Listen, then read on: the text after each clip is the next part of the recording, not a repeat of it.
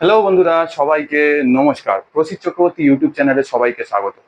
আজকে আমরা পঞ্চায়েত পরীক্ষাটা, সামান্য যে পঞ্চায়েত পরীক্ষাটা আসছে তার সিলেবাস সম্পর্কে এবং তাতে কি কি চ্যাপ্টার থেকে কোয়েশ্চেন আসতে পারে সেই সম্পর্কে একটুখানি হালকা একটু ধারণা নেব এই ভিডিওতে। ভিডিওটা খুব বেশি বড় হবে না, ভিডিওটা ছোট হবে। জাস্ট আমি সেই ধারণাগুলো, সেই চ্যাপ্টার ওয়াইজ কি কি চ্যাপ্টারে কোয়েশ্চেন আসতে পারে তার উপরে একটা আপনাদের ধারণা দেবো এবং এর ওপরে আপনাকে বেস করেই পড়তে হবে, পড়াশোনা করতে হবে এবং ভবিষ্যৎকালে এর ওপরেই আমার সমস্ত স্টাডি মেটেরিয়াল বলুন বা যা যাবতীয় আছে সেগুলো আসতে থাকবে। তো আমরা প্রথমেই শুরু করব পঞ্চায়েত সিলেবাস 2026। অ্যাকচুয়ালি একটা কথা মাথায় রাখবেন সবসময়, যে এই ধরনের চাকরির পরীক্ষায় যখন আপনি একটা যে কোনো পরীক্ষার বিষয়ে প্রস্তুতি নেন না, তখন অলরেডি আরো 3-4টে পরীক্ষার প্রস্তুতি আপনি করে ফেলেন আপনার না মানে জানতেই। এরকম একটা ব্যাপার, মানে একটা পরীক্ষার সাথে আরেকটা পরীক্ষা কোথাও গিয়ে লিঙ্ক থাকে। এবং এই যে পঞ্চায়েত কর্মী বলুন বা পঞ্চায়েত সহায়ক বলুন, এই যে পোস্টগুলো আছে, অ্যাকচুয়ালি পঞ্চায়েতের ভেতরে অনেকগুলো পোস্ট খালি রয়েছে।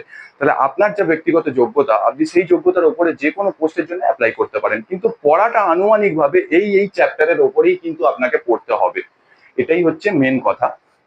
তাহলে পঞ্চায়েত সিলেবাস 2026, এখানে আমাদের অন্য আদার্স পরীক্ষায়, আদার্স গ্রুপ ডি পরীক্ষায় বাংলার ওপরে অত জোর দেওয়া হয় না, কিন্তু এই যে পার্টিকুলার পরীক্ষাটা, এক্ষেত্রে কিন্তু বাংলার ওপরে একটা জোর দেওয়া হয় এবং বাংলা ব্যাকরণের ওপরে যথেষ্ট একটা মানে আধিপত্যতা থাকতে হবে, তবেই কিন্তু সে বাংলার দিক থেকে প্রপার নম্বরটা তুলতে পারবে। তাহলে বাংলার ক্ষেত্রে কি আসছে? বাংলার ক্ষেত্রে আমার কিন্তু প্রথমেই রয়েছে ব্যাকরণ রয়েছে, আপনারা দেখতে পাচ্ছেন এখানে ব্যাকরণ। ব্যাকরণের পর রয়েছে বাংলা ব্যাকরণের ভেতরে অনেক কিছু আসবে। বাংলা ব্যাকরণ বলতে আমরা সেই সন্ধি থেকে শুরু, আমরা স্বরবর্ণ ব্যঞ্জন বর্ণ থেকে শুরু করে সবকিছু ওর ভেতরে চলে আসবে, এরকম একটা ব্যাপার। তারপরে আসছে সন্ধি। সন্ধি সম্পর্কে সমস্ত ধারণা আপনার থাকতে হবে। সমাস, সমাজ সম্পর্কে আপনার সমস্ত ধারণা থাকতে হবে। সমাজ কয় প্রকার, সমাজ কি কি, সেই সমাজের প্রকার মানে জিনিসগুলো কোথায় প্রয়োগ হয় সেইগুলো আপনাদের জানতে হবে। আচ্ছা, বাগধারা, প্রচলিত যে বাগধারাগুলো আছে সেই বাগধারা সম্পর্কে অবগত হতে হবে। সমার্থক ও বিপরীত শব্দ, সমার্থক শব্দ এবং বিপরীত শব্দ, সিনোমনাস অ্যান্টোমনাস যেটা আমরা ইংলিশে বলি, সেটাকেই সমার্থক বা বিপরীত শব্দ, এই যে ব্যাপারটা সেটা আমরা এখান থেকে পাবো। কারক ও বিভক্তি, কারক ও বিভক্তি, কারক ও বিভক্তি মানে কি, কারক কত প্রকার, কি কি হয় না হয়, এই যে পড়াগুলো, এর উপরে কিন্তু এই কারক চ্যাপ্টারের উপরেও কিন্তু একটা দখল থাকতে হবে, কারক বিভক্তি।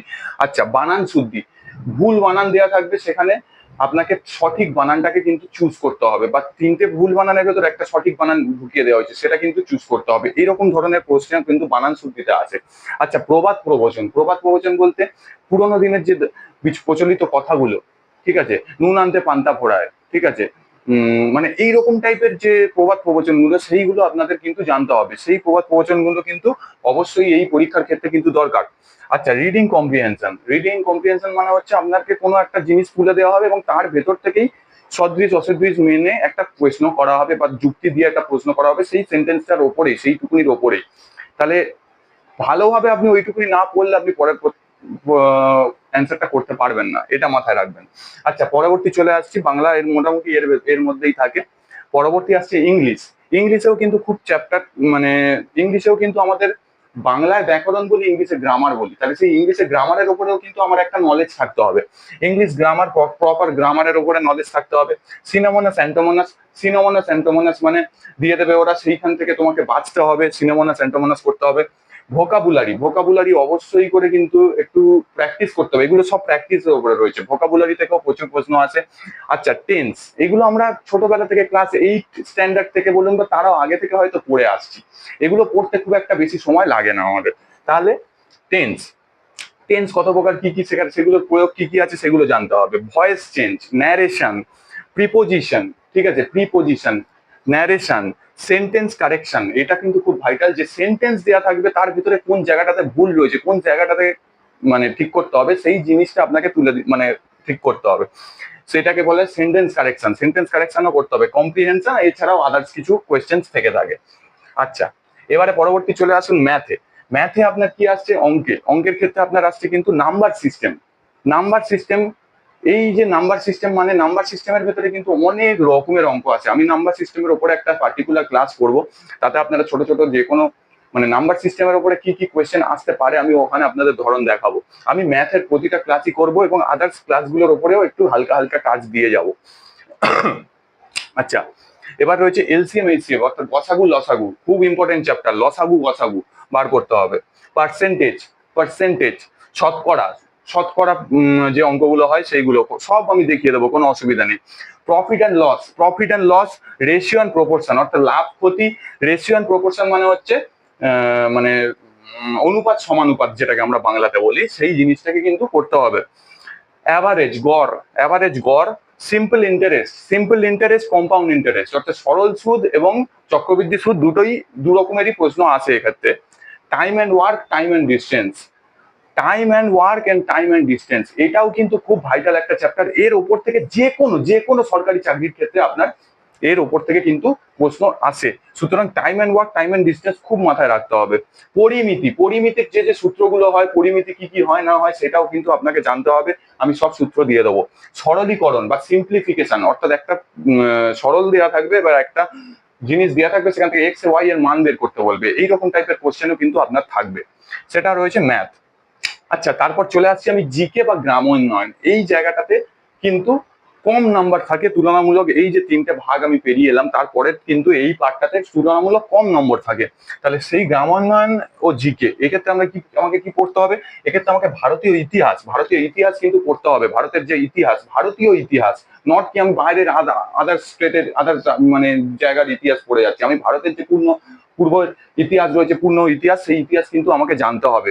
ভূগোল, ভারতের ভূগোল বিশেষ করে এর উপরেও আমি আপনাকে ব্রিফ ডিসকাশন দেবো, কোনো অসুবিধা নেই।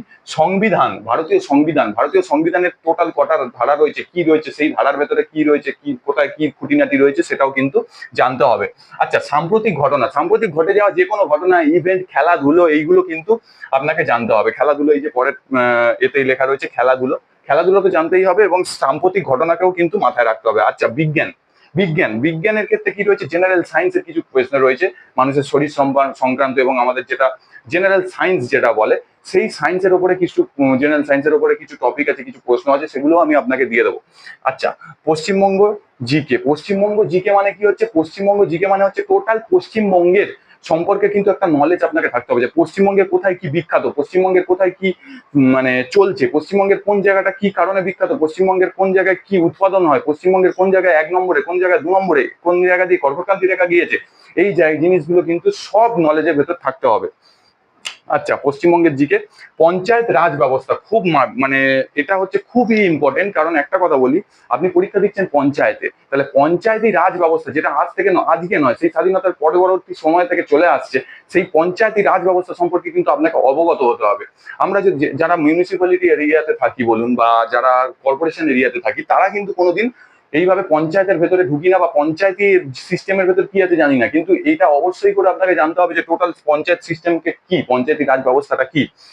আচ্ছা, গ্রামীণ উন্নয়ন, গ্রামীণ উন্নয়ন প্রকল্প কি করে হয়, কি করে একটা গ্রামীণ প্রকল্প আছে, সেই প্রকল্প কিভাবে লোকের মধ্যে ছড়িয়ে দেওয়া হয়, এই জিনিসটা গ্রামীণ উন্নয়ন প্রকল্পের মধ্যে কিন্তু আছে, এই জিনিসটাও কিন্তু মাথায় রাখতে হবে। আর কৃষি ও গ্রামীণ অর্থনীতি, কৃষি এবং গ্রাম থেকে যে কুটির শিল্প বা গ্রামের যে শিল্প রয়েছে, গ্রামের যে সাধারণ মানুষের যে কুটির শিল্প রয়েছে, সেটা কিভাবে জনগণের মানে জনগণকে ফলপ্রসূ হয়, জনগণের পক্ষে ফলপ্রসূ হয়, এবং তার যে ক্যাপিটাল ইনকামটা, সেটা যে একটা আমাদের জিডিপির ক্ষেত্রে কতটা ভাইটাল, সেটাই কিন্তু এই কৃষি ও গ্রামীণ অর্থনীতি আমাদেরকে শেখায়, এটা কিন্তু মাথায় রাখতে হবে। তাহলে টোটাল এই যে সিলেবাসটা হয়ে গেল, এই যে সিলেবাসটা আমাদের সামনে রয়েছে, এই সিলেবাসের উপরে নাম্বার বিভাজন, নাম্বার বিভাজনটা কিরকম ভাবে রয়েছে? বাংলাতে তোমরা দেখতেই পাচ্ছ এখানে 25 নাম্বার, বাংলার ক্ষেত্রে 25টা প্রশ্ন, সবই 1 নম্বরের প্রশ্ন। বাংলায় 25 মাল্টিপল চয়েস কোশ্চেন অর্থাৎ এমসিকিউ কোয়েশ্চেন অ্যান্সার থাকে, কোশ্চেন আসবে এই পরীক্ষার ক্ষেত্রে। বাংলায় থাকবে 25 নাম্বার, বাংলায় থাকবে 25 নাম্বার, ইংলিশে থাকবে কিন্তু 25 নাম্বার, বাংলায় 25 নাম্বার, ইংলিশে 25 নম্বর, ম্যাথেও কিন্তু থাকছে 25 নম্বর। তাহলে 25 25 25 75 নম্বর কিন্তু এখানে হয়ে যাচ্ছে। আর গ্রাম উন্নয়ন ও জিকে অর্থাৎ জেনারেল সায়েন্স ও গ্রাম উন্নয়ন, পঞ্চায়েতি রাজ ব্যবস্থা, এর থেকে কিন্তু 10 নম্বরের কোশ্চেন আছে, অর্থাৎ এই টোটাল হচ্ছে 85 নম্বরের টোটাল সিস্টেম আপনার সামনে দেওয়া আছে। এর পরবর্তীকালে সিলেক্ট হলে তারপরে যে ইন্টারভিউ হয়, তাতে 15 নম্বর আগের পর্যন্ত ছিল, আগের বার পর্যন্ত ছিল 15 নম্বরের ইন্টারভিউ থাকে, অর্থাৎ টোটাল 100 নম্বরের প্রশ্ন। এবং এই যে আমার এখানে 85 নাম্বার দেওয়া রয়েছে, এই 85 নাম্বারের ক্ষেত্রে কিন্তু সময় কিন্তু অত্যধিক কম, সেই জন্য নিজেকে এমনভাবে তৈরি করতে হবে যাতে আমরা যে কোনো প্রশ্ন 1 মিনিটেরও কম সময় থাকছে, তাহলে সেই 1 মিনিটেরও কম সময় কি করে আমি প্রশ্নটা সলভ করতে পারি। এবং সবসময় জানবেন এই ধরনের পরীক্ষার ক্ষেত্রে বেশিরভাগ প্রশ্ন এটা দেওয়া থাকে যে আপনাকে কষতে হবে না, আপনি উত্তর দেখে আপনি অপশন দেখেও উত্তর করতে পারবেন। সেই জায়গাতে নিজেকে নিয়ে যেতে হবে। আপনি যদি প্রশ্নের ধরন না জানেন, প্রশ্ন না জানেন বা টপিক না জানেন, তাহলে কিন্তু আপনি এই জিনিসগুলো করতে পারবেন না। তাহলে সব থেকে আগে আপনাকে তৈরি হতে হবে এবং সব থেকে আগে আপনাকে আজই পড়াশোনা শুরু করতে হবে এবং আজকেই পড়াশোনা শুরু করুন। কোনো বাধা নিষেধ নেই, বিধি নিষেধ নেই, ছেলে মেয়ে বলে কোনো ব্যাপার নেই। মহিলারাও আসতে পারেন, আইসিডিএস পরীক্ষা আছে, আপনি এই বিষয়গুলো টপিকগুলো যদি পড়তে পারেন তাহলে আপনার আইসিডিএস পরীক্ষাও ক্র্যাক করা কোনো ব্যাপারই নয়। তাহলে আপনি আইসিডিএস দেন বা পঞ্চায়েত দেন বা মহিলা হন পুরুষ হন সেটা ম্যাটার করে না, আজই শুরু করুন। আজকে যদি আপনি শুরু করেন তাহলে আপনি যে মানুষটা কালকে শুরু করবে বা যে মানুষটা পরশু দিন শুরু করবে তার থেকে 2 ধাপ এগিয়ে থাকবেন। ঠিক আছে? তাহলে আমিও আপনার সঙ্গে আছি, আপনাকে হেল্প করার জন্য আছি। আমার পেজ থেকে আস্তে আস্তে আমার চ্যানেল থেকে এইভাবে আপলোড আসতে থাকবে। আপনারা যারা যারা আমার চ্যানেলটিকে পছন্দ হবে তারা দয়া করে সাবস্ক্রাইব করে বেল যে আইকনটা আছে সেটাকে প্রেস করে রাখবেন, তাহলে ভবিষ্যতে যা আপডেট আসবে আপনি পেতে থাকবেন। এবং এইভাবেই আমাদের এগিয়ে যেতে হবে। আপনার চলার পথে সব সময় প্রসিদ্ধ চক্রবর্তী আপনার সাথে আছে। নমস্কার।